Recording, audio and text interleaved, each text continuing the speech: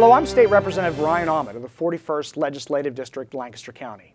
Welcome to my series, Fact versus Fiction, where we will explore different state-related subjects and talk to knowledgeable guests to help us discern the truth.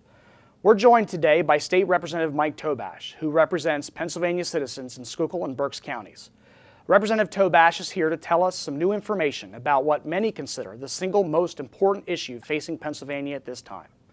Thank you for joining me today, Representative Tobash. Can you start off by explaining why we need to address the pension reform in Pennsylvania? Sure, Ryan, and thank you for having me this morning. I can tell you that you indicated that some people think, I think many people think, I think that everyone should think that it's our number one problem facing the Commonwealth of Pennsylvania moving forward. You know, we're about $50 billion in debt. That's our unfunded liability in the SERS and the PSER system.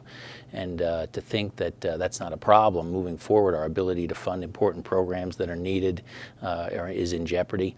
You know, we've got bond rating agencies, Standard & Poor's and Moody's have come back and they've lowered our bond rating and they're threatening to do it again. So it's a very important problem that's impactful going into the future. Mm-hmm. The first question I often get from constituents or those who are concerned about this issue, is this genuinely a crisis?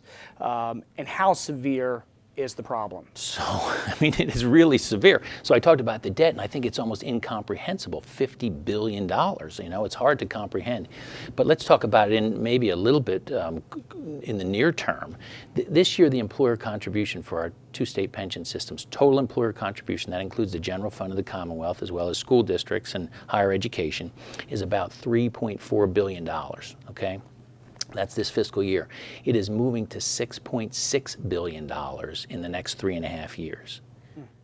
3.4 to $6.6 billion. So in relative terms, our total budget is under $30 billion. It's about 10 or 11% of our total state budget just in the employer contribution into these pensions.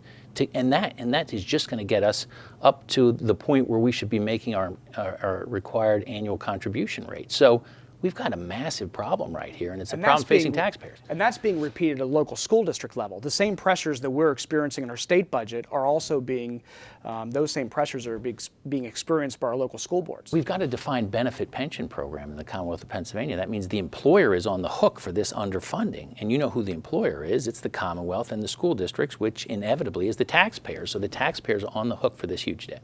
So let's dive in specific to your proposal. Can you provide us with an overview of your legislation, the proposal that you have that the Pennsylvania House of Representatives may be considering very soon? Oh, it's a simple plan. It's a simple plan in this respect. Look, it's a pension plan. A lot of people aren't interested in talking about pensions for a number of reasons. But the fact of the matter is right now we have this defined contribution pension plan, defined benefit pension plan, meaning that after a number of years of service and a certain amount of salary, okay, the employee receives a guaranteed monthly income for the rest of their life, okay? The private sector has generally moved to a 401k type style plan, and the plan that I'm proposing keeps an element of the defined benefit program and adds the 401k type plan to that. So it ratchets back on our current defined benefit plan, adds 401k to it. And I think it's an excellent plan for new employees coming into the Commonwealth. It's a good, solid plan that kind of moves us in the direction of the private sector. What would the impact of your plan, if any, what impact would that have on current employees, which you've just sort of outlined, but specifically retirees? Because one of the concerns that we have is that any reform, any move, any shift towards a 401k type system would have a negative impact on our retirees. We've just talked about the debt and the increase in the taxpayer liability. I can tell you that the effort largely, Ryan, is to rescue the benefits that people have already earned, and that includes people in the system and our retirees. I mean, people are very uncomfortable. Just take a look at Detroit. The city of Detroit recently went bankrupt, largely because of their pension debt that they had. So in the state of Pennsylvania, we're at this crisis level, and we need to do the first thing, and the first thing is to reduce costs moving forward. So we owe the money, we need to find a way to pay it, and just like if you ran up your credit card bills, I think what the first thing you should do is stop spending on the credit card, and that's what we're really doing here. We're stopping the bleeding, we're reducing costs, we're developing savings, and we're doing it to rescue the benefits that people have already earned. Mm-hmm. So it would have no impact whatsoever. Your legislation would have no negative impact whatsoever on current employees, or retirees for the benefits that they've already earned? It does not have impact on current employees, and I hear some things characterized to the contrary of that. But the fact of the matter is that the deferred compensation that people have earned, okay, so they've gotten compensation, they've deferred it. We need to rescue that. We need to rescue the benefits that are owed to them. So the idea here, and in the past, we've seen that when we're changing a current contract, that there's been litigation, and I don't think that we should have a pension policy that's going to end up in court and having the courts to decide. So what we're doing here is we're having a plan that is for new employees only coming into the Commonwealth. I consistently hear when I'm having town hall events or meeting with constituents back home the issue of property taxes and the escalating impact that property taxes are having on our local taxpayers. What is the impact in your mind of the pension crisis, the cost of doing nothing with regard to the pension crisis? What is the impact of that on our property taxpayers, on property taxes? If you could discuss that. Well, so a couple of things. So we talked about the two systems, the state employees retirement system and the public education retirement system, PESERs, okay?